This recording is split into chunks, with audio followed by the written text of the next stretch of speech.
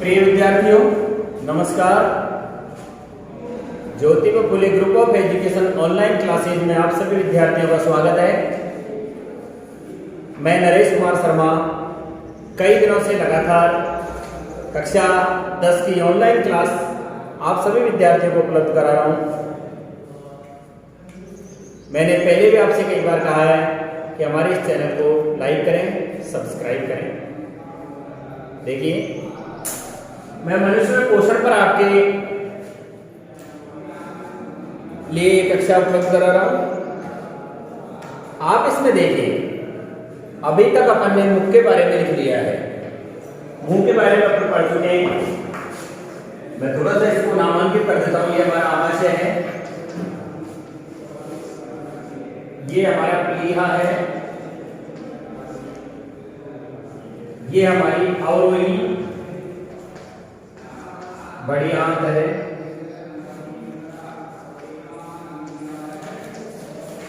ये हमारी छोटी आंत है,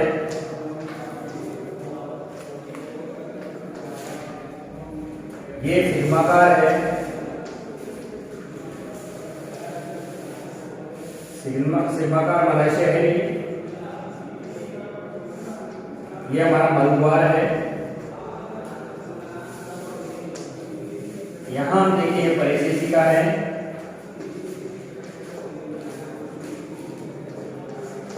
ये आरोही बड़ी आंत है,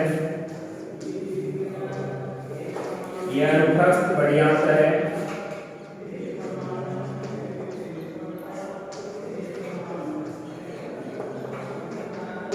ये आपको यकृत दिखाई दे रहा होगा, ये पित्ताशय है, ये पित्तरस निकाल रहा है, ये हमारा अग्नाशय हो गया पैंक्रियास, ये हमारा डायफ्राम है। यहां पर ये उपास्थि के छल्ले पाए जाते हैं, श्वास नली को कुछ भी नहीं देते। यहां ग्रसनी होती है, ये ग्रास नली है। ग्रास नली को भोजन नली के नाम से जानते हैं, तो भोजन नली। ये मुंह है, और यहां पर ये हमारी तीनों क्या है, लाल ग्रंथियां हैं, लाल ग्रंथि। ये आपका मानव पाचन तंत्र का चित्र बनकर के तैयार हो गया है। अब मैं आपको सबसे पहले दांतों के बारे में पढ़ाना चाह रहा हूं, क्योंकि मुंह में आपको पढ़ा चुका हूं। मैंने ये भी बता दिया, 2 जबड़े होते हैं, दोनों जबड़ों में 16 दांत होते हैं, और वो दांत कितने प्रकार के, किस तरह से बटे हुए रहते हैं, मैंने बताया दांतों के प्रकार। पॉइंट डाल लेंगे आज हम, दांतों के प्रकार। देखिए, दांत 4 प्रकार के होते हैं। दांत 4 प्रकार के होते हैं। 4 प्रकार के दांतों में कौन कौन से? सबसे पहले कृंतक दांत,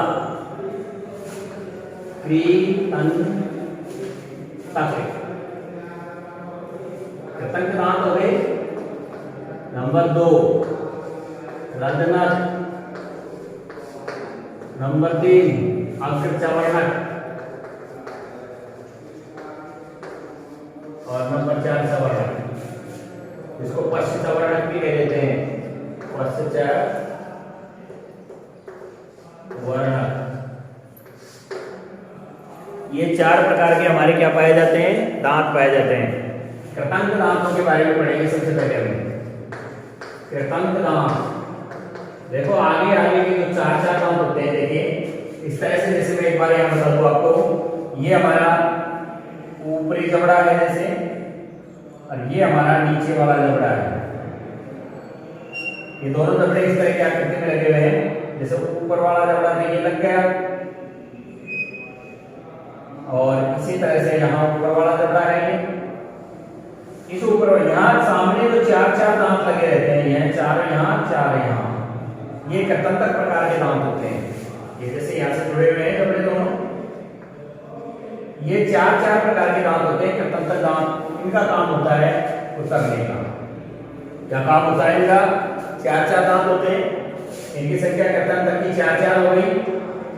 उसके बाद यहाँ दो दो दांत, ये दो दो दांत इसमें रत्नक दांत होते हैं। उसके बाद में पीछे वाले जो दांत हैं उनकी संख्या इस तरह से होती है, जैसे यहां पर आपने देखा होगा चार चार ये हो गए, चार चार दांतों की संख्या कितनी हो गई यहां पर?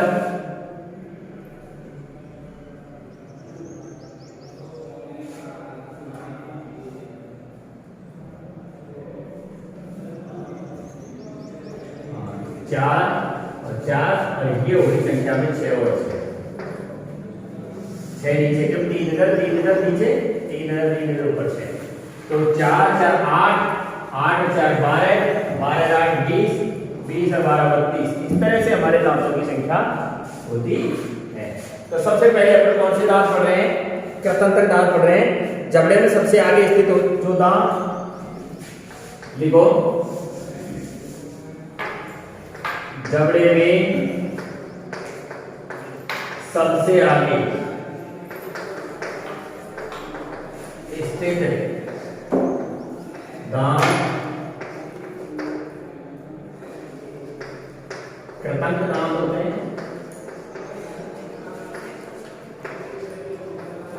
ये क्या काम करते हैं? ये भोजन को केवल कुतरने का काम करते हैं।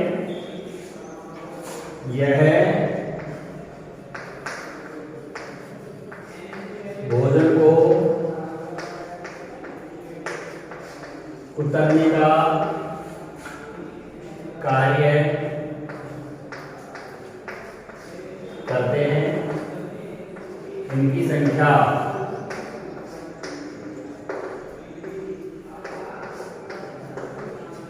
चार चार होती है, यानी 4 ही ऊपरले जबड़े में और 4 निचले जबड़े में, और ये 6 महीने की उम्र में निकलते हैं। यह 6 माह की आयु में उत्पन्न होते हैं।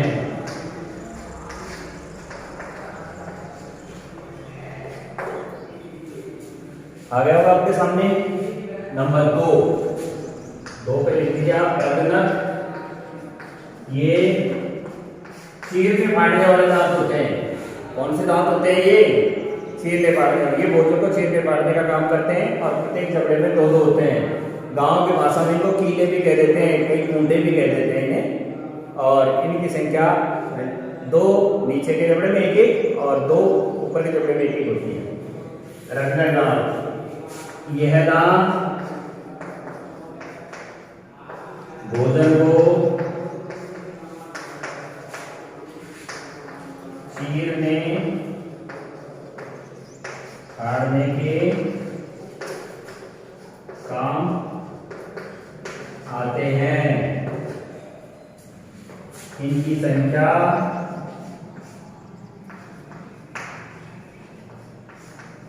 ऊपरी तथा निचले जबड़े में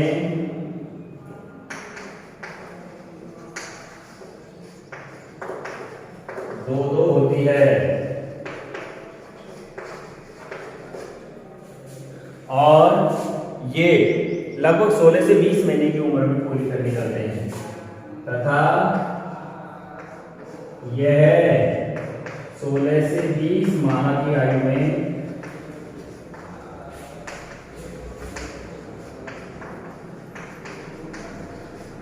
उत्पन्न होते हैं।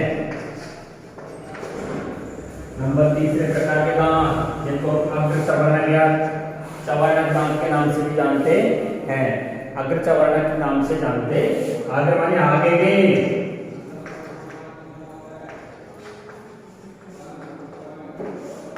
अग्रचवर्णक दांत, देखिए ये दांत भोजन को चबाने का काम करते हैं। प्रत्येक जबड़े में इनकी संख्या 4 होती है, और ये पूरी तरह से विकसित तो जब 10 से 11 महीने की आयु होती है तब उसके बाद निकलना प्रारंभ होता है, लेकिन विकसित 10-11 साल तक होते हैं। धीरे धीरे पूरी रूप से विकसित 10-11 साल की आयु में विकसित होते हैं। ये दांत भोजन को चबाने का कार्य करते हैं। यह दांत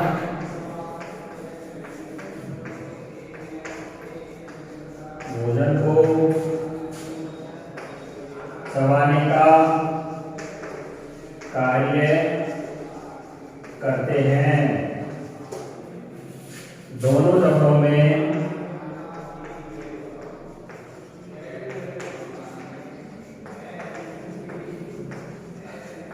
इनकी संख्या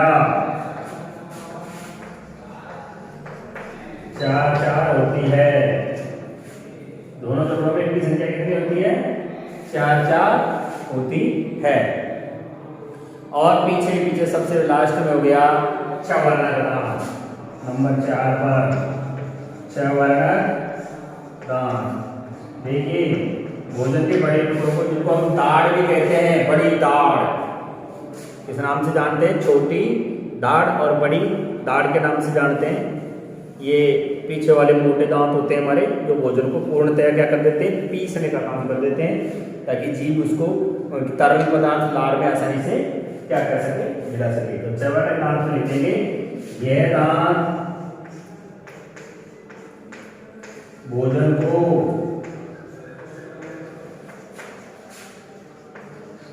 पूर्णतया चबाने का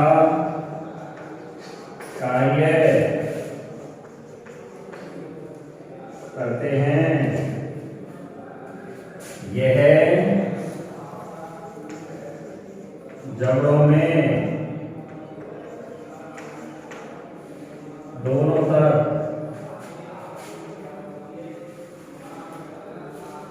6 की संख्या में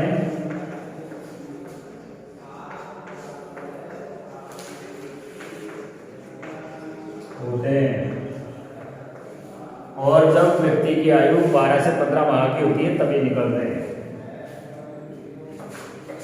तथा 12 से 15 माह की आयु में विकसित होते हैं।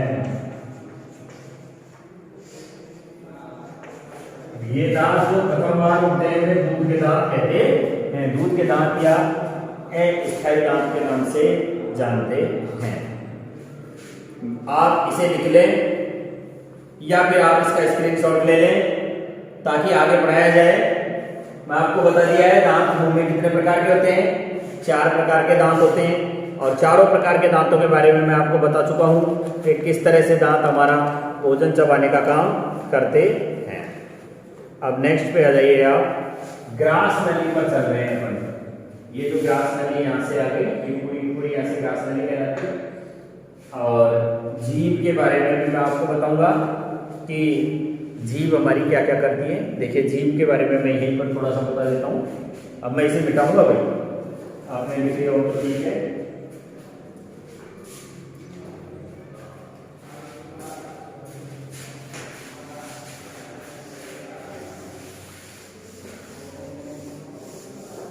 आपने देखा होगा उनके अंदर एक मांसल संरचना जीभ पाई जाती है जो आगे से खुली हुई होती है और पीछे से जुड़ी हुई रहती है।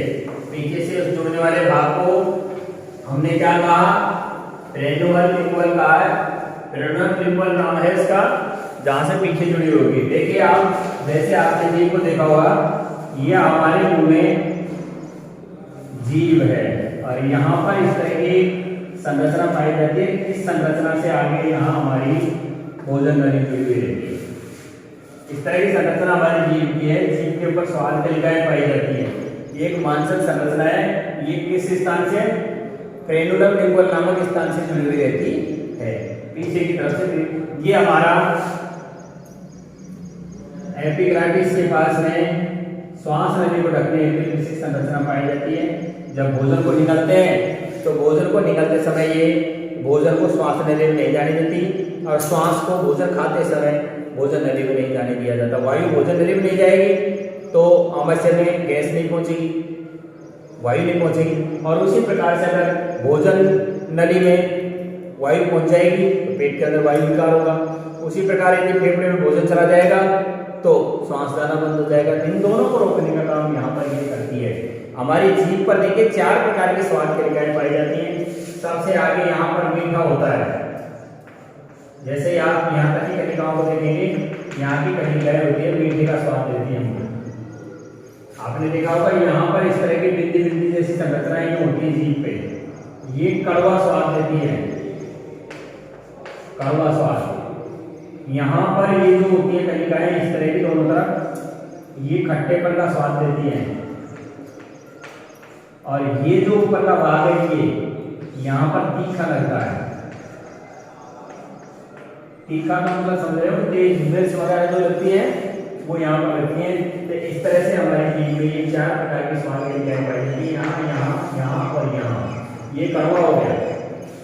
आपने बुखार की गोली ली होगी, आगे रखने पर कुछ नहीं होता, लेकिन गले में यहाँ जाने के बाद कड़वी लगती है, क्योंकि कड़वे स्वाद को पहचानने वाली जो कणिकाएं हैं वो हमारी जीभ में यहाँ पर ही लगी हुई रहती है।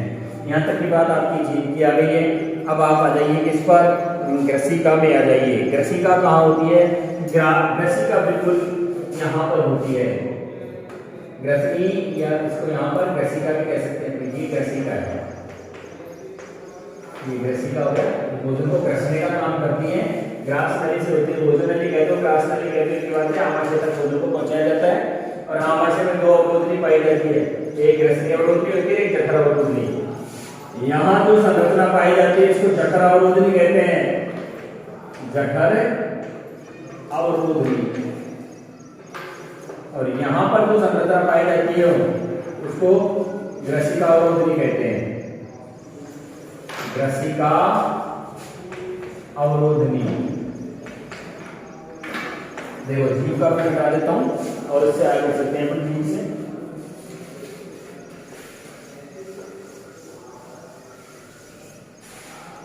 नेक्स्ट पॉइंट पे आ जाओ, लिख लो ग्रास नली।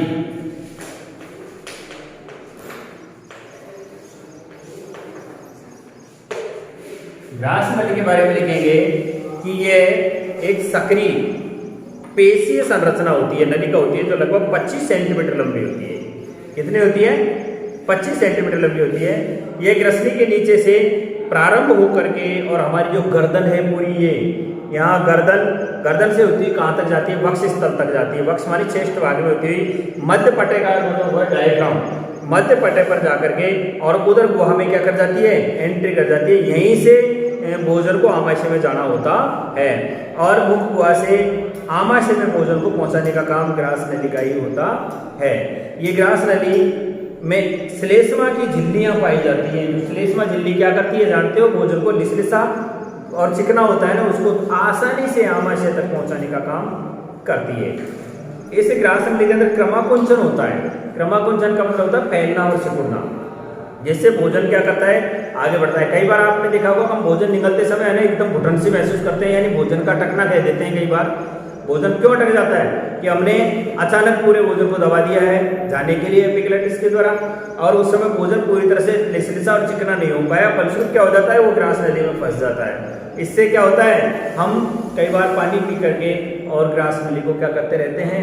क्लियर करते रहते हैं। ग्रास नली के शीर्ष पर घाटी ढक्कन पाया जाता है, जो मैंने अभी आपको यहाँ इस तरह के एक आकृति वाला चित्र बना के बताया था। इस तरह का ये घाटी ढक्कन है और ये इस तरह की संरचना आप मुंह को खोल करके देखोगे ना, जोर से मुंह खोल करके जब आप देखोगे तो आपको इस तरह की एक संरचना बीच में दिखाई देगी, है ना। तो ये क्या है? हमारा घाटी ढक्कन कहलाता है, जो 2 काम करता है मैंने आपको बता दिया। लिखो तो सबसे पहले ग्रास नली में लिख लेंगे कि एक सक्रिय पेशीय नलिका होती है। यह एक सक्रिय पेशीय लगभग 25 सेंटीमीटर लंबी नलिका होती है।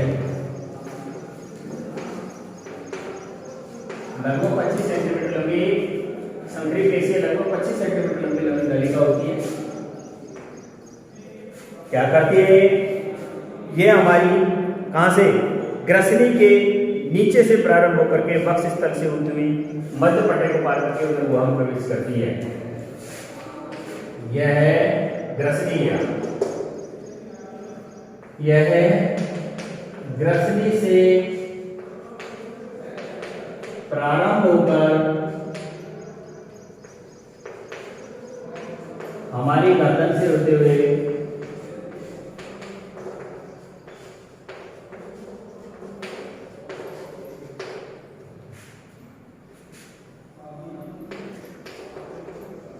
मध्य पट्ट को पार कर, डायफ्राम को पार करके और कहाँ वक्ष स्थल से होती हुई कहाँ उदर गुहा में प्रवेश कर जाती है।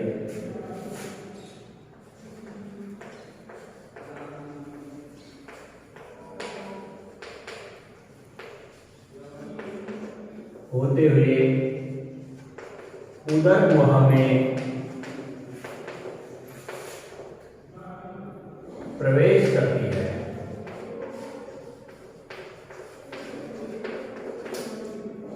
अब ये उदर गुहा में जब प्रवेश कर गई तो भोजन को कहाँ ले जाएगी? ये मुख गुहा से आमाशय में पहुंचाने का काम करती है। ग्रास नली भोजन को मुख गुहा से आमाशय में पहुंचाने का कार्य करती है। क्या करती है ये? मुख गुहा से आमाशय में भोजन को पहुंचाने का कार्य। इसमें श्लेष्मा ग्रंथियां पाई जाती है जो भोजन को चिकना और लसदार बनाती है। ग्रास नली में पाई जाने वाली श्लेष्मा ग्रंथियां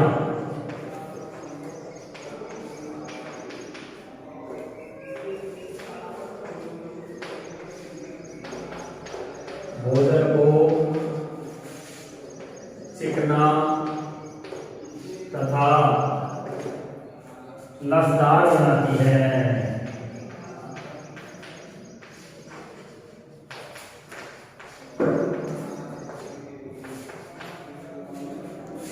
लसदार और चिकना बना दिया भोजन को।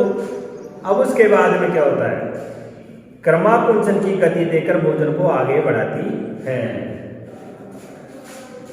क्रमाकुंचन गति से भोजन आगे बढ़ता है और जब आगे बढ़ेगा तो कहाँ पहुंचेगा? आमाशय में पहुंचता है। ग्रास नली का जो शीर्ष भाग होता है उस पर घाटी ढक्कन पाया जाता है। ग्रास नली के शीर्ष पर घाटी ढक्कन पाया जाता है। इस घाटी ढक्कन का प्रमुख काम क्या होता है जानते हो?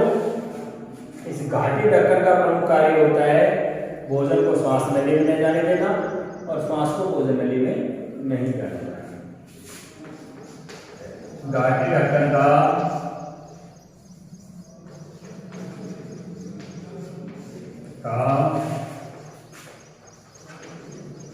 प्रमुख कार्य वायु को भोजन नली में नहीं जाने देना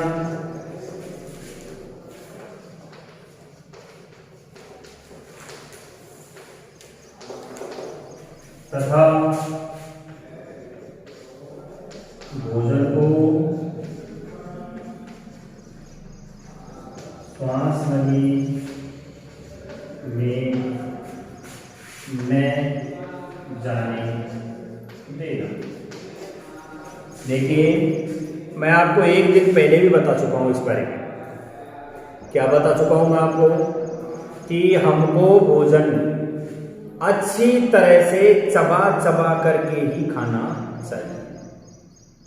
हम भांति भांति का भोजन खाते हैं, उसी भोजन नली से सारा भोजन गुजरता है। प्राकृतिक रूप से भोजन का एक प्रक्रम क्या होता है? क्रमाकुंचन गति से गुजरना होता है। लेकिन हम इस भोजन को तरीके से यदि खाएं तो वो हमारे शरीर में किसी प्रकार का दोष उत्पन्न नहीं करता।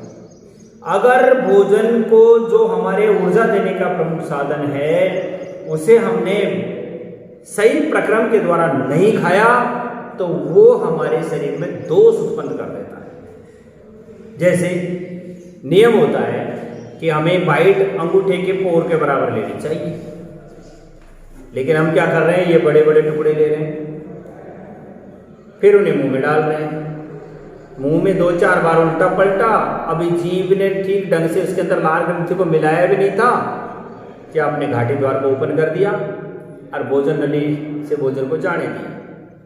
वो कैसे भी अटकते घिसकते आमाशय तक भोजन पहुंच रहा है, और आमाशय तक भोजन पहुंच रहा है तो फिर कार्य आमाशय को करना पड़ता है, क्योंकि भोजन के बड़े टुकड़े आमाशय के द्वारा पचते नहीं। इसलिए आमाशय में जो ऑक्सेंटिक नाम की जो कोशिकाएं होती है, उन ऑक्सेंटिक कोशिकाओं के द्वारा निकाला गया जठर रस उस भोजन के बड़े टुकड़ों को छोटे टुकड़ों में बदलता है। ये प्रक्रम 3 से 4 घंटे तक चलता है। इसीलिए हमें भोजन को पूरी तरह से मुंह में ही चबा लेना चाहिए। नहीं, जो काम दांत नहीं कर रहे वो काम आंतों को करना पड़ेगा। आंत समय से पहले निढाल हो जाएंगी, पेट उभर करके बाहर आ जाएगा, अपच, कब्ज, एसिडिटी, फिर उसके पश्चात होने वाले कई प्रकार के लीवर से संबंधित रोग, ये हमारे शरीर में उसी भोजन से उत्पन्न होना शुरू हो जाएगा। इसलिए भोजन का जो प्रक्रम है वो पूरी तरह से क्रमबद्ध होना चाहिए, नियम के अनुरूप होना चाहिए। मैं आपको यहां पर ग्रास नली से संबंधित सारी बातें बता चुका हूं। अब ग्रास नली के पश्चात हमारा भोजन आमाशय में आ रहा है। देखिए, यहां से यहां तक भोजन पहले यहीं चिकना हो गया, इन लाल ग्रंथि के द्वारा निकला हुआ भोजन लाल यहां मिल गया, लाल इस ग्रसिका से होता हुआ ग्रास नली से सीधा यहां पर आमाशय में आ गया। आमाशय में पहले एंट्री लेता है तो यहां पर ग्रसिका अवरोधनी पाई जाती है। जो ग्रसिका अवरोधनी इस तरह से लगी हुई रहती है कि भोजन को आमाशय में तो एंट्री लेने देती है, भोजन आमाशय में तो प्रवेश करता है, परंतु आमाशय से वापस बाहर नहीं आने देती। कई बार जब ग्रसिका अवरोधनी अपना कार्य किसी कारणवश से बदलती है तो आमाशय से निकला हुआ भोजन आस्फलित होकर मुंह के द्वारा बाहर आ जाता है, जिसको हम उल्टी या वमन कह देते हैं। अब मैं आपकी बात सीधी आहार नाल के प्रथम बड़े अंग आमाशय पर लेकर के चलता हूं। आमाशय 1 से 3 लीटर तक भोजन को धारण करने की क्षमता रखता है। अंग्रेजी के जे आकार का होता है। ये ग्रास नली और ग्रहणी के उधर को हमें बाईं तरफ मध्य पट्टे के पीछे की तरफ पाया जाता है। ये जो डायग्राम है इसके पीछे की तरफ आप देखते होंगे, लेफ्ट हैंड के नीचे, लेफ्ट हैंड के पास में ही हार्ट के बिल्कुल जस्ट नीचे हमारा आमाशय है। हमारा आमाशय अगर ज्यादा भोजन से भर जाता है ना, ज्यादा भोजन से हमारा आमाशय भर जाता है तो फिर हमको सांस लेने में तकलीफ आती है, क्योंकि फेफड़ों को प्रॉब्लम देता है, हार्ट की धड़कन बढ़ जाती है। अधिक भोजन खाने से ब्लड प्रेशर हो जाता है। क्यों? क्योंकि हार्ट को क्या कर देता है, आमाशय फूल करके और दबा देता है। जब हार्ट दबा हुआ महसूस करेगा तो अपनी घुटन महसूस करता है, उसको हम ब्लड प्रेशर में समझते हैं। ठीक है, तो आमाशय के बारे में पढ़ेंगे। यहाँ पर कई प्रकार के प्रसंग भी बढ़ेंगे, तो आप इन प्रश्नों पर भी ध्यान देंगे।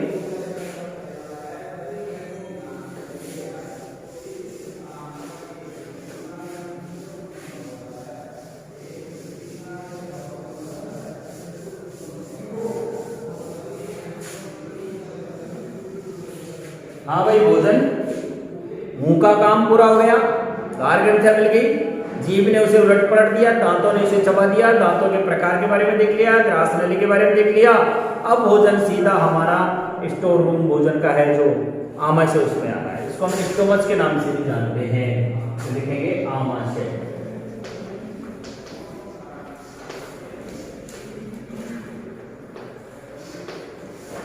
देखिए भी आमाशय लिखेंगे। आहार नाल का ग्रास नली के आगे का भाग आमाशय कहलाता है। आहार नाल का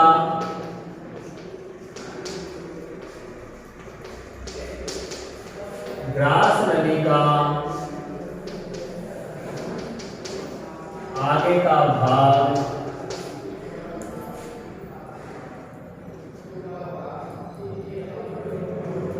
आमाशय कहलाता है।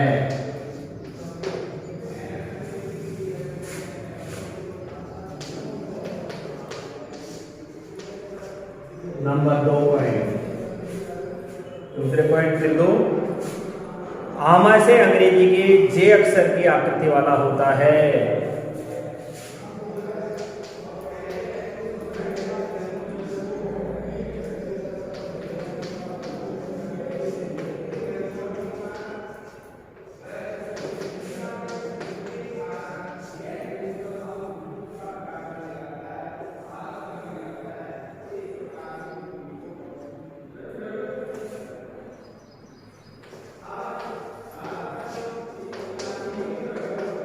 देखो अंग्रेजी का जे आकार, ये इसलिए मैंने बताया यहाँ से जे जैसा लग रहा है। अगर इसको और आगे से आप बड़ा थोड़ा सा लुका के देखना चाहोगे, ये देखो जे आकृति जैसा लग रहा है। कैसा लग रहा है? ये जे आकृति हो ना अंग्रेजी के अक्षर की, वैसा लग रहा है। तो अंग्रेजी के जे आकार का जैसा होता है। ये ग्रास नली और ग्रहणी के उदर गुहा में आमाशय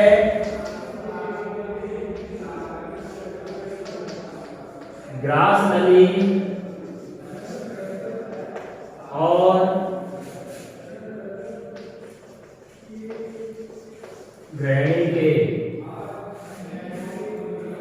ग्रहणी के आमाशय ग्रास नली और ग्रहणी के उदर गुहा में बाईं ओर, उदर गुहा पेट की खांस,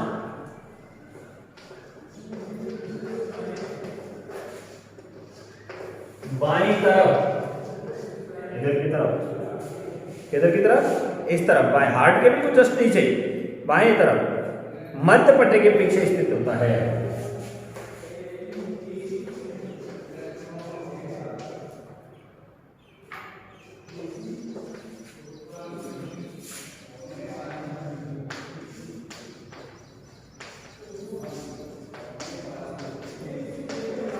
आमाशय एक बार में लगभग 3 लीटर भोजन को धारण करने की क्षमता रखता है। ये एक लचीला पेशीय अंग होता है। तो ये लिख लेंगे आमाशय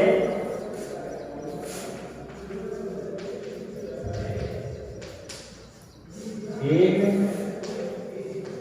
लचीला पेशीय अंग है जो 1 से 3 लीटर तक भोजन धारण कर सकता है।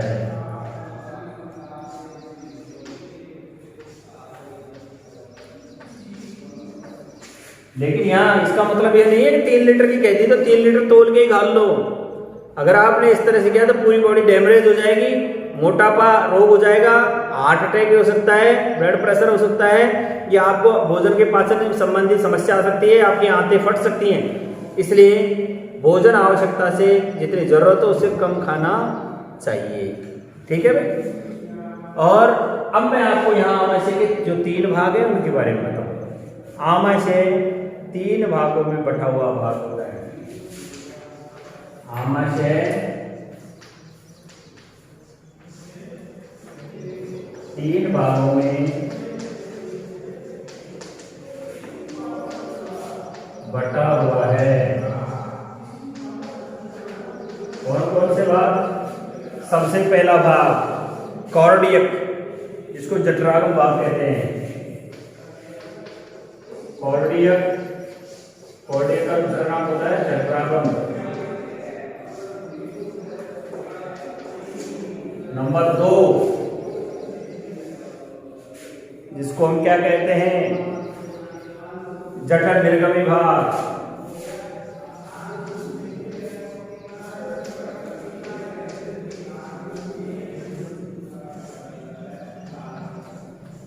और नंबर 3 खंडित भाग।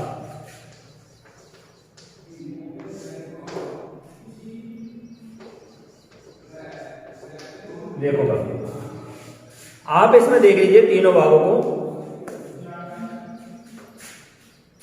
ये यहां से ये जो भाग चल रहा है मैं इसको तीन भागों में बांट देता हूं। ये जठरागम भाग है जिसको हम कॉर्डियक भाग कहते हैं, यहां लिख दूंगा आपको। ये कॉर्डियक भाग है, ये जठर निर्गम भाग है, यहां मैं जठर निर्गम लिख देता हूं। और ये फंडिस है, मध्य भाग को फंडिस कहते हैं। तो कितने भाग हो गए आमाशय के? ये कॉर्डियक भाग, फंडिस भाग और जठर निर्गमी भाग, तीन भाग हो गए। यहाँ इस दीवार पर इस तरह के अंगुलीनुमा प्रवर्त पाए जाते हैं आमाशय के, जिनको किष्टि कहते हैं।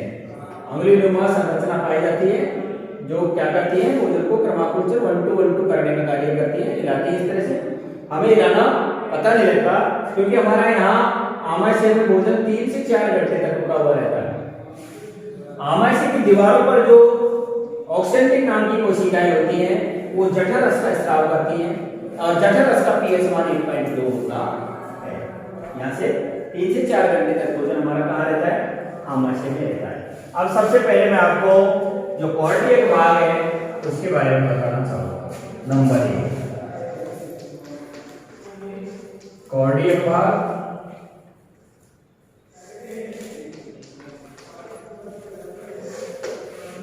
कॉर्डियक भाग क्या करता है? ये बायां बड़ा भाग है, बाईं ओर होता है, जहां से ग्रसिका आमाशय में प्रवेश करती है। यह है बायां बड़ा भाग है जहां से ग्रसिका आमाशय में प्रवेश करती है।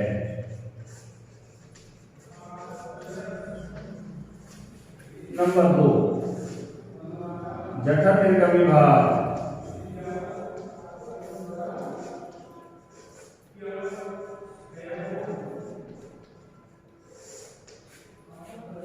जठर निर्गमी भाग में क्या होता है? ये दाईं ओर का छोटा भाग है जहां से आमाशय छोटी आंत से जुड़ता है। यह है दाईं तरफ का छोटा भाग है जहां से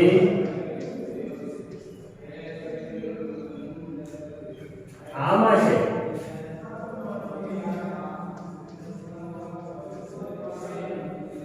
छोटी आंत से जुड़ता है।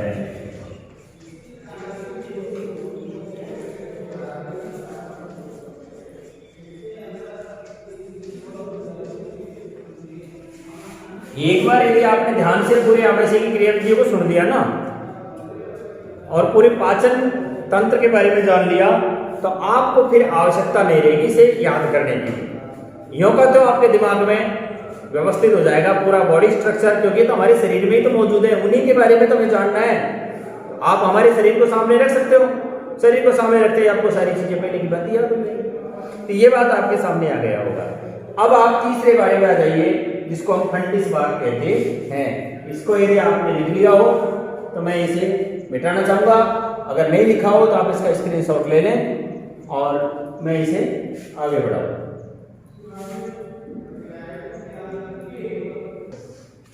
हाँ भाई, फंडिस भाग देखो, जो मध्य का ये बड़ा भाग है ना, किसके बीच में? जठर निर्गमी और कॉर्डियक भाग के बीच की जो जगह है, कॉर्डियक भाग ये हो गया कॉर्डियक, और ये जठर निर्गमी भाग, इन दोनों के बीच की जो जगह है वो फंडिस भाग कहलाता है। क्या कहलाता है? ये फंडिस भाग कहलाता है। तो इसी बात को लिख दो आप कि कॉर्डियक और जठर निर्गमी भाग के मध्य के हिस्से को फंडिस कहा जाता है।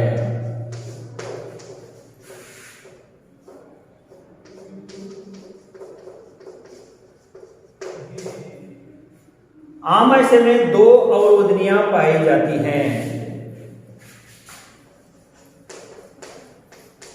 आमाशय को 2 अवरोधनियां नियंत्रित करने का कार्य करती हैं। नियंत्रित करने का कार्य करती हैं। कौन कौन सी?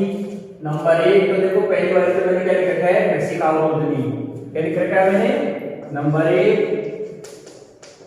ग्रसिका अवरोधनी।